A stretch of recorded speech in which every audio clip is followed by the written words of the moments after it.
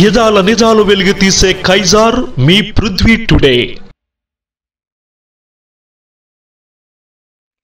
నేను ఓడిపోతే నా పేరు మార్చుకుంటాను అని అనేక మంది సవాలు విసిరినా వారిని చూశాను. ఒక్కరిని కూడా పేరు మార్చుకున్న వారిని నా జీవితంలో చూడలేదు. ఒక్క ముద్రగడ పద్మనాభంను మాత్రమే చూస్తున్నానని, అందుకే ఆయనను అభినందించేందుకు వచ్చానని మాజీ మంత్రి వైసీపీ నేత అంబటి రాంబాబు అన్నారు. కిర్లంపూడి ముద్రగడ నివాసానికి వచ్చిన అంబటి మీడియాతో మాట్లాడుతూ, ముద్రగడ ఏనాడు తన స్వలాభం కోసం కాపు ఉద్యమం చేయలేదని అన్నారు. ఇచ్చిన హామీని నెరవేర్చమని గత టీడీపీ ప్రభుత్వంలో ఉద్యమం చేపడితే ఆయన అనుచరులపైన కేసులు పెట్టడం జరిగిందని అన్నారు. సవాల్ ఓడిపోతే పేరు మార్చుకున్న ఆయనను స్వయంగా అభినందించాలని ఇక్కడికి రావడం జరిగిందని అన్నారు. ఆయన మార్చుకున్న దగ్గర నుంచి ముద్రగడ పద్మనాభ రెడ్డి గారు ఎందుకు మార్చుకున్నారు? ఒక సవాలును స్వీకరించి తాను పేరును మార్చుకున్నారు. నాకు ఊహ తెలిసిన దగ్గర నుంచి చూస్తున్నాను, మీరు కూడా ఊహ తెలిసిన దగ్గర నుంచి చూస్తుంటారు. అరే ఈ పని కాకపోతే నా పేరు మార్చుకుంటారా అన్న వాళ్లను వేల మందిని చూశా, లక్షల మందిని చూశా.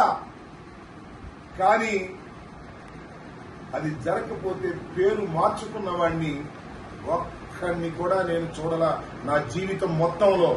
ఎవరన్నా చూశారు, ఎవరన్నా చేశారేమో నాకు తెలియదు. నా జీవితం మొత్తంలో ఒక్కడిని కూడా పని కాకపోతే, సవాలు విసిరితే ఆ సవాలులో ఓడిపోతే పేరు మార్చుకున్న వాడిని ఒక్కడిని కూడా చూడలా. ఇప్పుడు చూస్తున్న ముద్రగడ పద్మనాభ రెడ్డిని అన్న మాట ప్రకారం పేరు మార్చుకున్నాడు కాబట్టి ఆయన అభినందించాలి అని అనుకుంటున్నా. వెనక్కి వెళ్లి చూస్తే శతాబ్దాల చరిత్ర వెనక్కి వెళ్లి చూస్తే సత్యహరిశ్చంద్రుడు కాలం కలిసిరాక, మాట తప్పలేక కాటికాపరయ్యాడు. కాటికాపరయ్యినా సత్యహరిశ్చంద్రుడే. పేరు మారినా ముద్రగడ పద్మనాభమే అని చెప్పాలనే ఉద్దేశంతో వచ్చా. నాకు తెలుసు, నేను శాసనసభ్యుడిగా ఉన్నప్పుడు కూడా మంత్రి చేశారు ఒక ఆయన, సంగీతం వెంకటరెడ్డి గారు.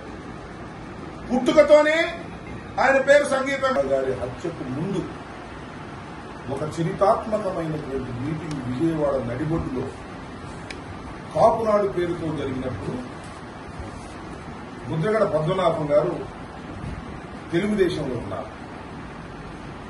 తెలుగుదేశానికి రాజీనామా చేసి ఆ రోజు కాపునాడు మీటింగ్ వచ్చి ఆ రోజు ప్రధానమైనటువంటి వక్తగా, ముఖ్య అతిథిగా పాల్గొని కాపునాడుకు వన్నె తెచ్చారు. ఆ రోజున వంగవీటి మోహన్ రంగారావు గారు జైల్లో ఉన్నారు. ఆ రోజు తృణప్రాయంగా తన పదవిని వదిలి కాపునాడుకు హాజరైన దగ్గర నుంచి వారంటే నాకు ప్రత్యేకమైనటువంటి అభిమానం. అంతేకాదు, అనేక సందర్భాలలో మొండిగా వ్యవహరించేవారు, ఘాటుగా వ్యవహరించేవారు, ఆవేశపడేవారు. చాలా సందర్భాలలో కాపుల కోసం, కాపుల్లో నిరుపేదల యొక్క యువకుల్ని ముందుకు తీసుకువెళ్లాలని ప్రస్తుత ముఖ్యమంత్రి నారా చంద్రబాబు నాయుడు గారు కాపుల రిజర్వేషన్ చేస్తాను అని అధికారంలోకి వచ్చిన తర్వాత ఆ రిజర్వేషన్లకి ఆయన ఏమాత్రం ప్రయత్నం చేయనప్పుడు వెత్తున ఉద్యమం లేచింది అంటే దానికి కారణం ముద్రగడ పద్మనాభం గారు. ఒక మాటలో